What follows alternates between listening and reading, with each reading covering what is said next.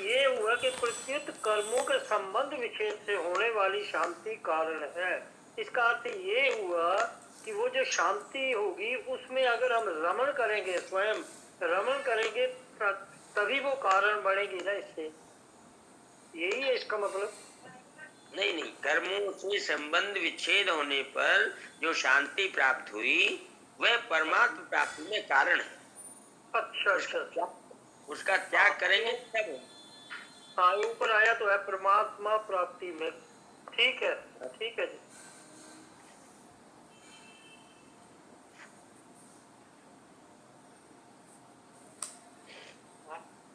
हाँ सत्यनारायण भाई पूछिए, क्या पूछ रहे थे? हाँ, मैं पूछ रहा था ये कर्मों से संबंध विच्छेद होने से शांति कैसे होगी? यानी जो संसार कर्म मतलब कर्म संसार है, इसलिए संसार से संबंध विच्छेद हो गया। क्या कर्म से निष्काम भाव से कर्म किया जाता है तो कर्म से संबंध विच्छेद हो जाता है। कर्म करने का वेग शांत हो जाता है तो अशांति मिट गई। कर्म करने का वेग ही तो अशांति है। वो वेग शांत हुआ तो अशांति खत्म हो गई। अब अशांति खत्म होने के बाद जो शांति की प्राप्ति हुई है, इस शांति का भी त्याग करना है, तब परमात्मा प्राप्ति होगी, ये कहा जा रहा है। ठीक है।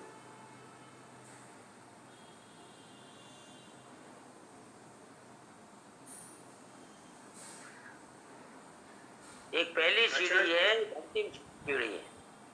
आचार्य जी एक बात निवेदन करना था जी। हम कर्म निष्काम भाव से करेंगे तो कर्म का वेग जो है शांत होगा और शांति की प्राप्ति होगी। अगर हम रजोवृत्ति, ये तो सात्विक भाव हुआ, अगर हम रजोवृत्ति में रहते हैं तो दुख से बचने के लिए अगर कर्म नहीं किए, दुख से बचने के लिए कर्म नहीं किए तो वेग बना रहेगा, अशांति बनी रहेगी। और अगर प्रमाद और आलस्य के कारण भी अगर हम काम नहीं किए तो ब्रेक बना रहेगा, अशांति बनी रहेगी। तो ये दोनों चीजें छिपी हुई पड़ी रहेगी लगता है। हाँ, वो जो दोनों है ना, वो तो त्याज्य है ही। देखो, तामस और राजस जो है वह तो त्याज्य है ही। विचार केवल सात्विक पे करना है कि सात्विक पे पहुंच गए तो अब इससे आगे कैसे जाना है। हाँ हाँ जी बिल्कुल, ये दोनों स्वरूप से ही त्याज्य है। ठीक, वो तो त्याज्य है। नारायण नारायण नारायण नारायण। प्रणाम आचार्य जी। आपने ये जो बोला ना, अभी शांति मिल जाती है, अगर अपन कर्मों का आवेग छूट जाता है तो एक शांति प्राप्त होती है। उसका भी रमण नहीं करना, मतलब उसका भी भोग नहीं करना। अगर अपन शांति का भोग नहीं करेंगे तो फिर वापस अशांति हो जाएगी, ऐसा हो सकता है क्या? अगर शांति का भोग करेंगे तब वापस अशांति होगी, भोग नहीं करेंगे तो परमात्मा प्राप्ति होगी। तो वो मुझे क्लियर नहीं हो रहा है कि भोग कैसे नहीं करेंगे। मतलब अगर अपने को पूरी तरह से शांति है, घर में एकदम शांति है, कोई है ही नहीं जो अशांत करे, तो शांति में अपन बैठे तो अच्छा तो लगेगा ही ना। तो ये अच्छा नहीं लगे उसके लिए क्या करें? ये अच्छा लगना ही फसावट है बहन जी। हाँ, यही तो मैं पूछ रही थी।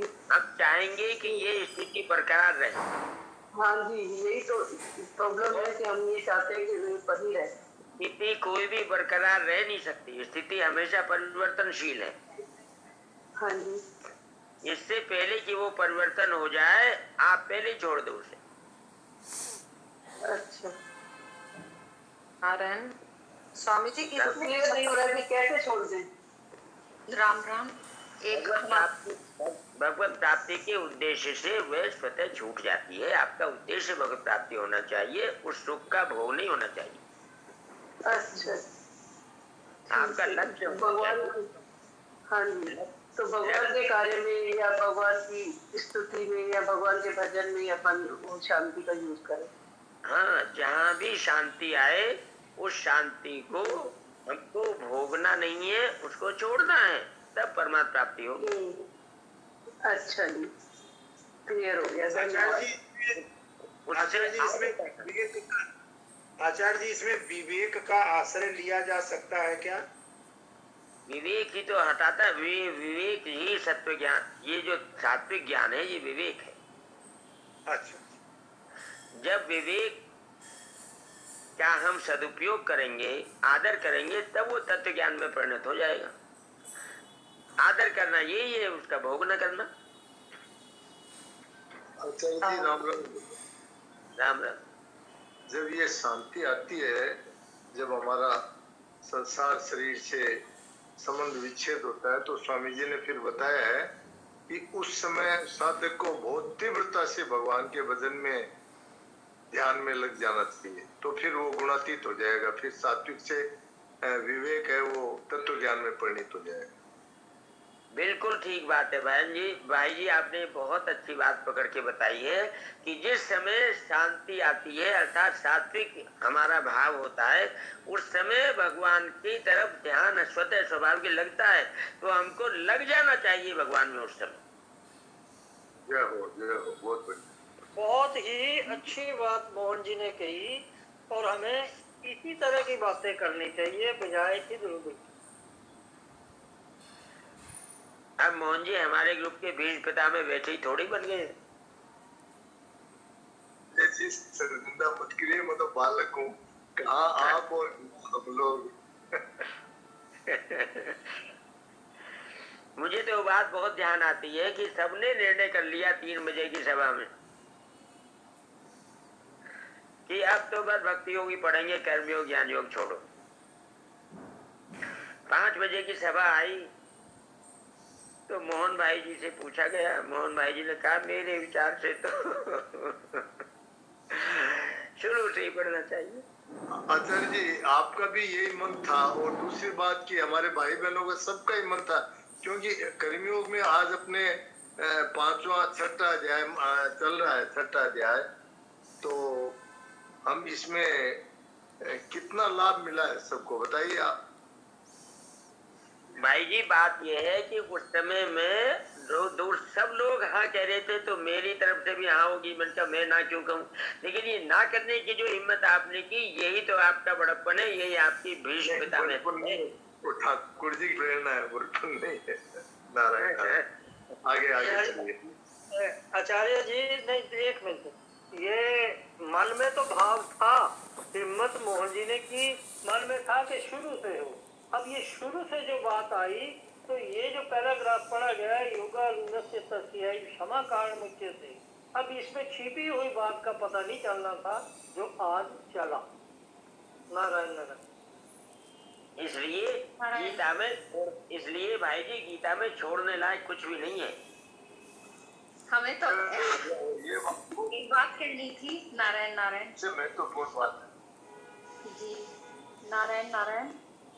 ये बात बहुत अच्छी लगी कि अगर जिस समय हम सत्वगुण में स्थित हैं, उस समय परमात्मा में बहुत तेजी के साथ लग जाएं, तो स्थित प्रज्ञ हो जाते हैं। ये बात बहुत ही अच्छी लगी, बहुत अच्छी लगी ये बात। उस समय बहन जी मन में प्रसन्नता रहती है, और जब प्रसन्नता में हम भगवान में लगते हैं तो तुरंत सिद्धि मिलती है।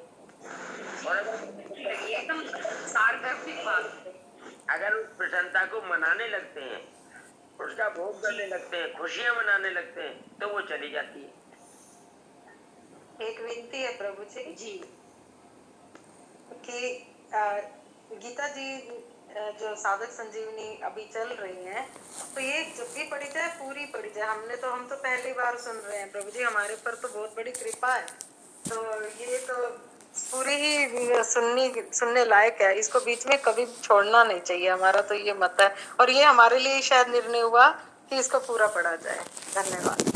एक एक शब्द बहन जी, एक एक शब्द अमूल्य है, बड़ी गहराई है, बहुत बहुत बहुत बहुत बारीकियां हैं। आचार्य जी राम राम। नारायण नारायण प्रणाम। हाँ जी। ये बात अजय जी के पास पहुंची थी, पिछली बार भी आपने कहा था, तो आपने कहा बचा लिया। तो अजय जी का कहना था कि मेरी हार्दिक प्रार्थना है कि मेरा ऐसा भाव नहीं था भाई ये छोड़ दो, ये मत करो। उन्होंने कहा था कि भाई मेरे को अच्छा लगा, तो मैंने तो प्रार्थना करी थी कि भाई 7वां 9वां एक बार पढ़ के फिर शुरू कर लो, वो मेरे को ज्यादा अच्छे लगे थे। तो इसलिए उनका ये नहीं भाव था कि भाई ये छोड़ दो वो मत छोड़ो, ऐसा भाव उनका बिल्कुल नहीं था। उन्होंने एक दिन कहा था, फिर वो बोले मेरे को कहना ठीक नहीं, मैंने कहा मैं कह दूंगा। ये तो भाव, हम लोग भाव में बह गए थे और भाव में बहना ठीक तो नहीं है। आचार्य जी उसमें छोड़ना नहीं था ना, उन्होंने तो यही कहा था एक बार खाली, ये बहुत ज्यादा विशेष लगे थे, इन 2 अध्यायों का बोला पढ़ के फिर शुरू कर लेते हैं, ये था उनका भाव। जब तक हम शुरू से नहीं पढ़ेंगे वो समझ में ही नहीं आएंगे।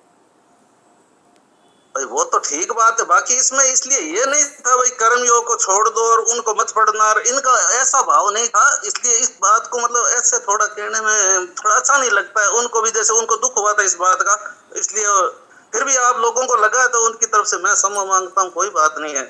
अरे इसमें क्षमा, ये फॉर्मेलिटी कहाँ से घुस गई? नहीं तो ये आचार्य जी बात ही नहीं है, उस दिन भी आपने कहा बचा लिया, तो अजय जी का ये भाव बिल्कुल नहीं था। देखो बद्री जी भाई जी ने कहा था और उसने भी कहा था, उनको लगा भाई भक्ति योग की थोड़ा सा ये विशेष मेरे को लगे, उन्होंने वो श्लोक भी बताए थे और उन्होंने कहा ये 2 अध्याय खाली जैसे एक बार खाली ये पढ़ ले और फिर शुरू कर ले, तो उनका ये भाव था, इसलिए इसमें और तो कोई बात ही नहीं थी भाई ये मत छोड़ो ये मत करो, वो तो कुछ बिल्कुल नहीं, उन्होंने नहीं कहा था भाई इन 2 को ही पढ़ना है और किसी को पढ़ना ही नहीं है, उन्होंने ये कहा था खाली एक बार शुरू करो, तो ये 2 एक बार विशेष लगे, यही उनकी प्रार्थना थी, यही उनका भाव था। फिर भी हो सकता है आपको गलतफहमी होगी कोई।